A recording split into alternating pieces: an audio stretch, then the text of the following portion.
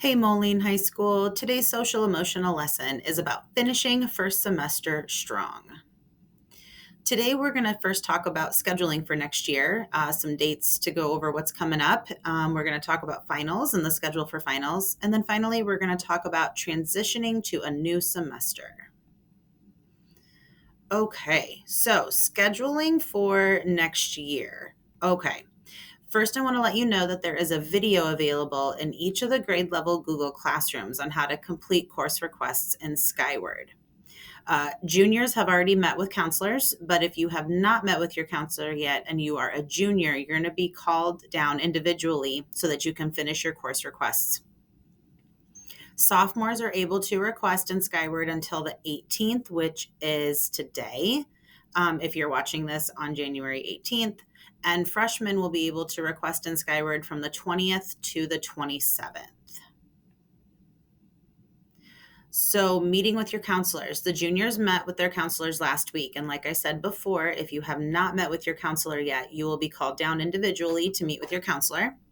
The sophomores, the current year sophomores, which are class of 2025, you are going to meet with your counselors on January 19th and 20th.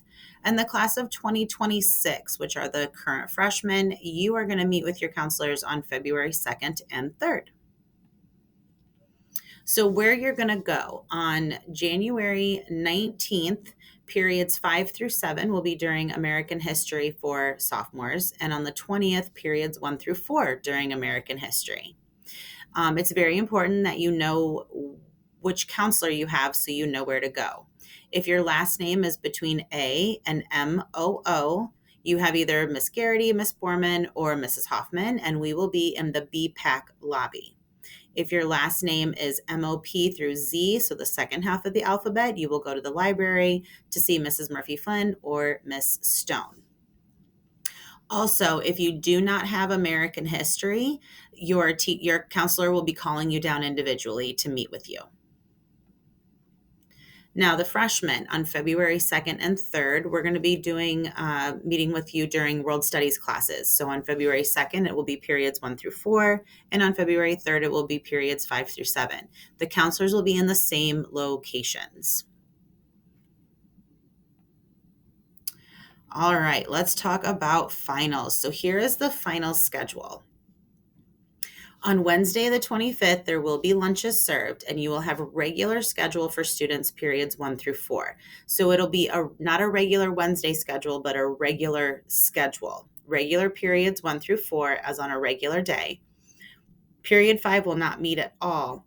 So after lunch on Wednesday, period 6 finals will begin. So you have period 6 and period 7.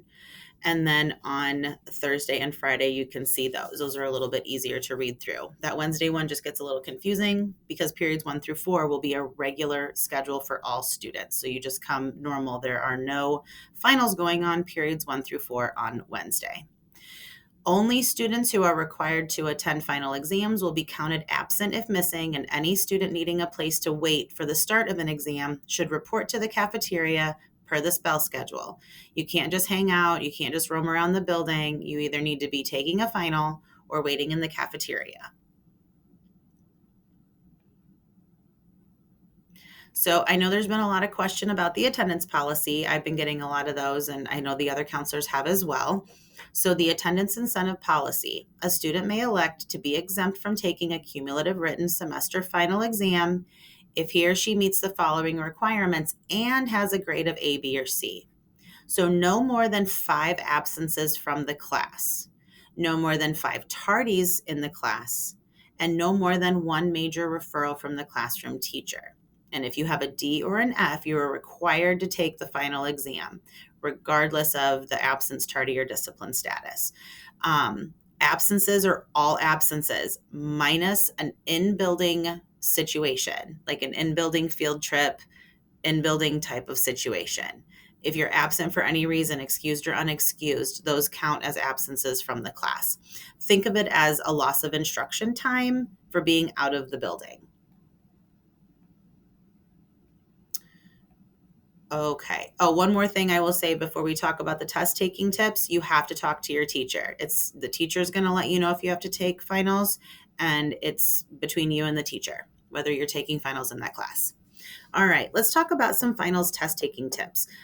Especially for freshmen, a lot of you may have never taken a final before, so this is kind of brand new to you. One thing that I always tell students is make the most of your class time. You really need to communicate with your teacher.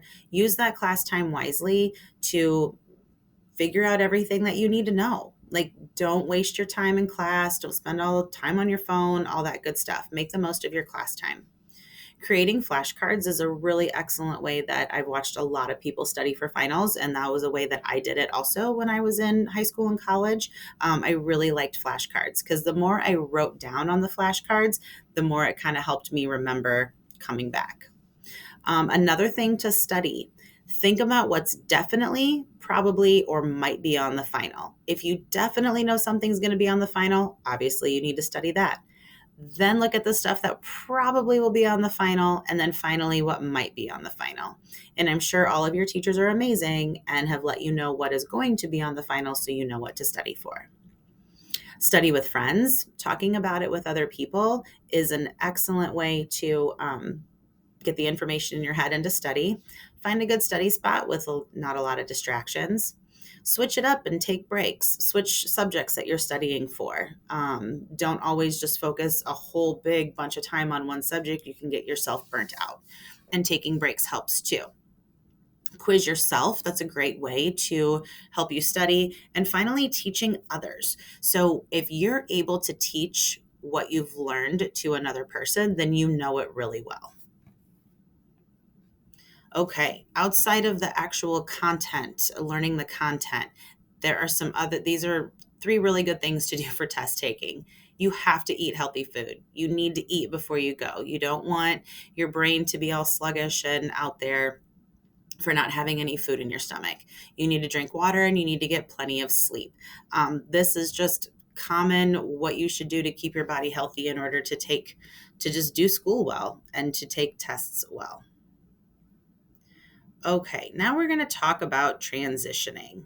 So, the ending of the first semester with finals and scheduling, it can be very, very stressful time. And honestly, we're just in kind of a transitional time in general between finals ending, second semester coming about. Excuse me. Transitions are just a difficult time. You are going to have transitions throughout your entire life. You're always going to be transitioning to something, and transitions can be really exciting and give you anxiety and be a little worrisome all at the same time. And there's a lot of things that you can do to help you get through the stress of transitions. All right, I am going to stop my webcam for a moment. All right.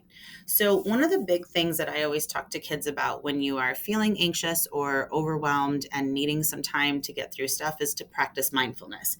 Hopefully, I'm not the first person to ever bring this word up to you because mindfulness has kind of been a big buzzword, excuse me, over the last couple of years. But what mindfulness really is the practice of focusing on the present moment without judging what is going on. So it's just merely understanding what is happening and how you are feeling in the present moment. So just being very aware of what is happening around you and acknowledging the things that are happening around you. It kind of helps you to slow your brain down and not focus on what happened before or what's going to happen in the future. It's really all about being very present on what's happening at the moment. Many people use meditation to help with mindfulness and to help keep your brain focused on what's happening in the right now. And there are lots of apps and mindfulness practices on YouTube if you need some guided practice. In the Google Classroom, you can go in and there will be a Google Doc that will have a list of resources that you can look up. Otherwise, all you really need is a time and a place to be mindful. You just need to sit down and do it. And you need to practice mindfulness, practice pushing out the thoughts of the past and the future, and focus on what's happening in the moment. Okay. Again, I'm going to go back to other things that can help with stress. Exercise. You guys have got to move your bodies. It doesn't mean that you need to go put on a whole big your workout clothes and get your watch going and keep track of a big, huge workout. You just need to move your body. Dance around your room, go for a walk, go bowling, Excuse me, anything that gets your body moving. Walks are amazing, especially if you can get outside. Right now, we're also kind of in a time of year where there's not a lot of sun out, and people have a tendency to feel really down. And, people always talk about the winter blues. It's truly a thing. If you're not getting enough sun and vitamin D, it can make you feel gloomy and start bringing in some of those sad feelings. Exercise is going to be a big help to kind of boost that up, and it will help relieve some of that stress and make you feel good and make these transitions not so scary. Again, going back to eating good food and drinking water. You are what you eat is not just a saying, it's very true. If you excuse me, you can totally have your sugar and your sweets and your fatty foods, but only do them in moderation. The better you eat, the better you will feel. I promise you it helps. And finally, get good sleep. Sleep is so important to your mental health and to helping you deal with stress. You need a good amount of sleep, get that good solid REM sleep. That really helps make you feel better as well.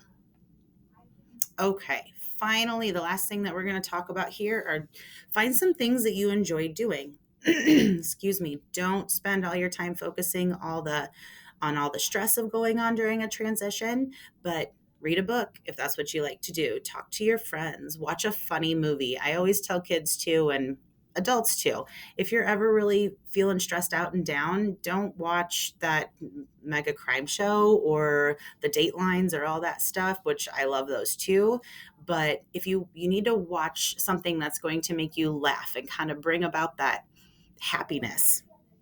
So watching a funny movie, totally worth doing. Maybe you like to draw or write or paint or journal or anything like that.